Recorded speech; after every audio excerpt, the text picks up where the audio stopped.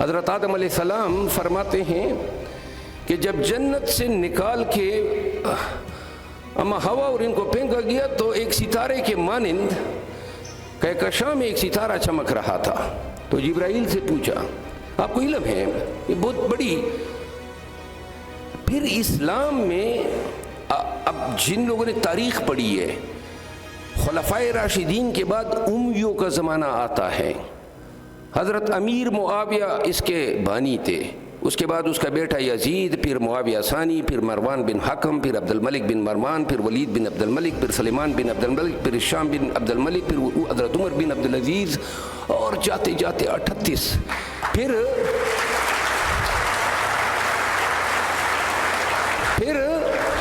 عباسی آئے, پھر مملوک آئے, اور پھر ہم اسلامی تاریخ میں دیکھتے ہیں تو اسلام میں ایک تحریک اٹھی. یاد رکھیں آج کا آپ کا آئی ٹی کا دور, آپ اس کے ساتھ تقابلی جائزہ لیں کہ اسلام میں سوالات پیدا ہو گئے امیوں اور عباسیوں دور میں.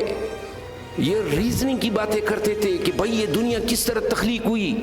اب جب آپ انجیل پڑھتے ہیں تو انجیل کی پہلی 3 آیاتیں کیا کہتی ہیں کہ پھو پھٹی, روشنی پھیلی, اور جس کو ہم کہتے ہیں بگ بینگ تھیوری, اور دڑانگ کے ساتھ تخلیق کائنات ہوئی. یعنی کہ اندھیرا تھا, اندھیرے میں پھو پھٹی. پھر سوال پیدا ہوئے, آپ نے ایک ہمارے مسلمانوں میں بعد میں لوگوں نے اس کو فرقہ بنا دیا, اثنا اشاریہ. اب میں سے کوئی جانتا ہے اثنا اشاریہ؟ حضرت حسن البصری ایک بہت بڑے عالم گزرے ہیں, مدرسے میں پڑھاتے تھے. تو ان کے پاس 3 لوگ گئے, انہوں نے کہا یا شیخ ایک شخص ہے, اس کا جو چھوٹا بیٹا ہے وہ 3 ماہ کی عمر میں مر گیا, تو یہ کہاں جائے گا, جنت میں جائے گا یا دوزخ میں جائے گا؟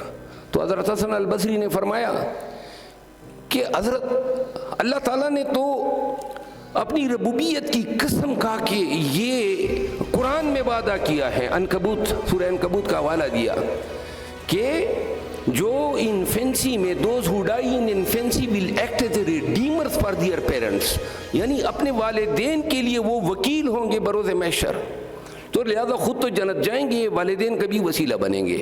دوسرا سوال, وہ دوسرا بیٹا ہے 30 سال کی عمر میں دنیا کے جہاں کا گند کیا, شرک کیا, قتل کیا, فساد کیا, فتنہ کیا, وہ کہاں جائے گا؟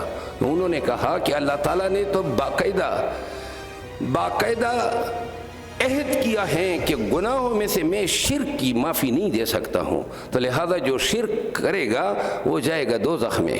انہوں نے کہا وہ تیسرا ہے, اور اس نے ساری زندگی پیغمبر اسلام کے بتائی ہوئے راستوں پہ سفر کی, تو وہ شخص کدھر جائے گا؟ انہوں نے کہا اللہ تعالیٰ نے سورہ المائدہ میں, سورہ عرفات میں اور سورہ نوح میں بار بار وعدہ کیا ہے کہ جو اللہ کے بتائے ہوئے راستے پہ اور سنت نبوی پہ اپنی لائف گزارے گا اس کو جنت سے نوازا جائے گا. تو انہوں نے کہا حضرت اب یہ ذرا توجہ دیں کہ یہ جو درمیان والا بیٹا ہے وہ اگر کہہ دے کہ یا خدا مجھے بھی 3 ماہ کا ہو کے مار دیا ہوتا, میں کم از کم دوزخ تو نہ جاتا. 30 سال آپ نے زندہ رکھا, مجھ سے شرک بھی کروایا, مجھ سے گناہ بھی سرزد ہوئے, اور اب کہتے ہیں کہ دوزخ میں سڑو. تو جو 3 ماہ کا میرا بھائی تھا جو بغیر کچھ کیے مر گیا, آپ کہتے ہیں وہ جنت میں جائے گا. تو اس وقت حسن البصری کا ایک شاگرد تھا, اس کا نام تھا واصل ابن عطا. وہ کھڑا ہو گیا اور اس نے کہا کہ یا شیخ اس سوال کا جواب میں دیتا ہوں. انہوں نے کہا نہیں, خاموش ہو. انہوں نے کہا نہیں میں جواب دینا چاہتا ہوں. انہوں نے کہا نہیں آپ نہیں دیں گے. تو واصل ابن عطا کھڑا ہوا اور وہ نکل گیا مدرسے سے. تو جب وہ نکلا تو اس نے ایک فکرہ کہا اتذل انا, یعنی ہی سیڈ اٹ فرام اس, یہ ہم سے چلا گیا.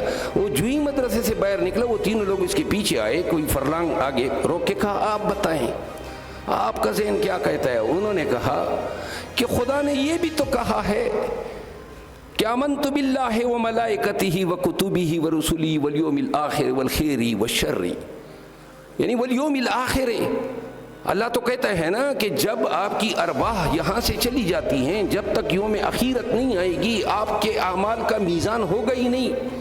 تو کس طرح بغیر روز آخرت کے فیصلے کے آپ ابھی سے کسی کو فتوے دے رہے ہیں، نواز رہے ہیں کہ تمہیں عذاب قبر ملے گا، تمہیں دوزخ ملے گی، تمہیں ہو سکتا ہے اللہ تعالیٰ جو ہیں وہ مثال دی کہ ابراہیم ابن ادم اور اصحاب کہف کے کتے کی مثال دی۔